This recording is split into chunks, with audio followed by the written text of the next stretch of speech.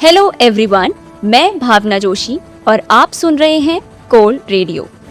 आज के इस विशेष पॉडकास्ट में हम बात करेंगे एक ऐसे दिन की जो केवल एक तारीख नहीं बल्कि भारत के साहस, शौर्य और बलिदान का प्रतीक है।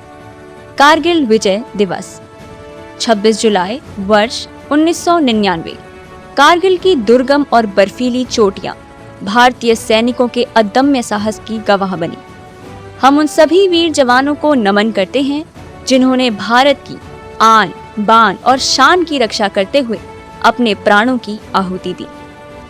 जब हम इतिहास की बात करते हैं तो अक्सर हम केवल यह जानकर आगे बढ़ जाते हैं कि आज कौन सा दिन है और क्यों मनाया जाता है, लेकिन किसी भी ऐतिहासिक घटना के पीछे छिपे कारणों को समझना भी उतना ही जरूरी है। तो आइए जानते हैं कि आखिर कारगिल युद्ध की शुरुआत कैसे हुई। दरअसल इसकी जड़ें साल 1947 तक जाती हैं, जब ब्रिटिश भारत का विभाजन हुआ और भारत तथा पाकिस्तान दो स्वतंत्र देशों के रूप में अस्तित्व में आए। विभाजन के साथ ही बड़े पैमाने पर हिंसा, पलायन और सीमा विवाद शुरू हुए। इन्हीं विवादों में सबसे प्रमुख था जम्मू कश्मीर का प्रश्न। उस समय जम्मू कश्मीर एक रियासत था जिसके शासक महाराजा हरि सिंह थे।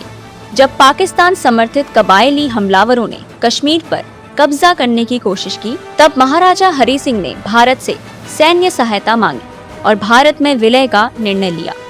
इसके बाद दोनों देशों के बीच पहला भारत पाकिस्तान युद्ध शुरू हुआ।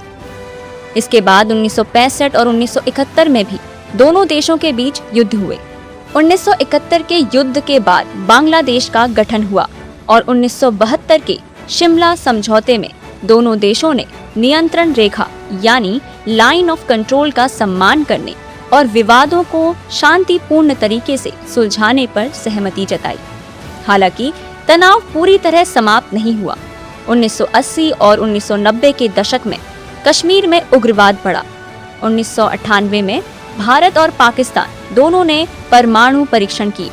इसके बाद फरवरी 1999 में लाहौर घोषणा के माध्यम से दोनों देशों ने शांति बनाए रखने का संकल्प लिया, लेकिन दुर्भाग्य से यह शांति अधिक समय तक कायम नहीं रह सकी।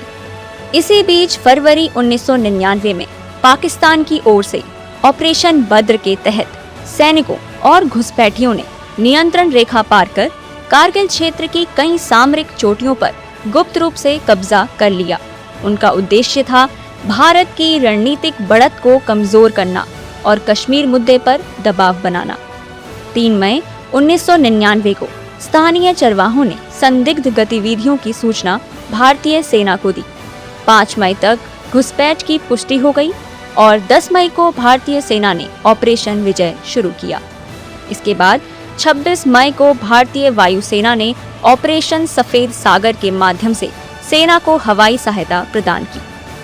लेकिन यह मिशन बिल्कुल आसान नहीं था। समुद्र तल से लगभग 16 से 18 हजार फीट की ऊंचाई, ऑक्सीजन की कमी और कपा देने वाली ठंड और ऊंचाइयों पर बैठा दुश्मन, इन परिस्थितियों में लड़ना केवल युद्ध नहीं बल्कि साहस, धैर्य और देशभक्ति की सबसे कठिन परीक्षा थी। भारतीय सैनिकों ने अद्भुत वीरता का परिचय देते हुए टोलोलिंग, टाइगर हिल और पॉइंट 4875 जैसी महत्वपूर्ण चोटियों को दुश्मन के कब्जे से मुक्त कराया। इनमें 13 जून को टोलोलिंग और 4 जुलाई को टाइगर हिल पर मिली जीत ने युद्ध की दिशा बदल दी। इस दौरान दोनों देशों के बीच बातचीत के प्रयास भी हुए, लेकिन कोई समाधान नहीं निकल सका। अंतर्राष्ट्रीय दबाव बढ़ने के बाद पाकिस्तान ने अपनी सेना को वापस बुलाने की घोषणा की और अंततः 26 जुलाई 1999 को भारत ने ऑपरेशन विजय की सफलता की घोषणा की। कारगिल की हर चोटी पर तिरंगा फिर से लहराया और पूरी दुनिया ने भारतीय सेना के साहस और संकल्प को देखा। तभी से हर वर्ष 26 जुलाई को कारगिल विजय दिवस के रूप में मनाया जाता है। यह विजय जितनी गौरवपूर्ण थी उतनी ही भावुक भी।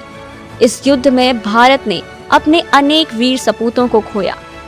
527 से अधिक भारतीय सैनिक मातृभूमि की रक्षा करते हुए वीर गति को प्राप्त हुए। जबकि हजारों सैनिक घायल हो गए।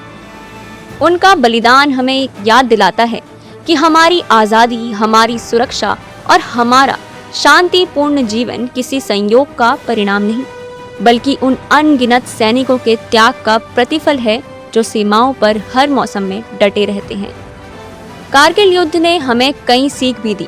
यह केवल सैन्य विजय नहीं थी, बल्कि साहस, रणनीति, नेतृत्व, टीम वर्क और राष्ट्र के प्रति समर्पण की मिसाल थी। इस युद्ध ने यह संदेश भी दिया कि चाहे परिस्थितियां कितनी भी कठिन क्यों न हो, यदि इरादे मजबूत हों तो विजय निश्चित होती है। आज जब हम कारगिल विजय दिवस मना रहे हैं, तो यह केवल शहीदों को याद करने का अवसर ही नहीं है, बल्कि अपने भीतर देशभक्ति, जिम्मेदारी और राष्ट्र के प्रति सम्मान की भावना को और मजबूत करने का दिन भी है। आइए हम उन सभी वीर जवानों और उनके परिवारों के प्रति अपनी कृतज्ञता व्यक्त करें, जिनके त्याग की बदौलत हम आज सुरक्षित हैं। इसी संदेश के साथ मैं भावना जोशी आपसे विदा लेती हूँ। जय हिंद। आप सुन रहे थे कोल रेडियो।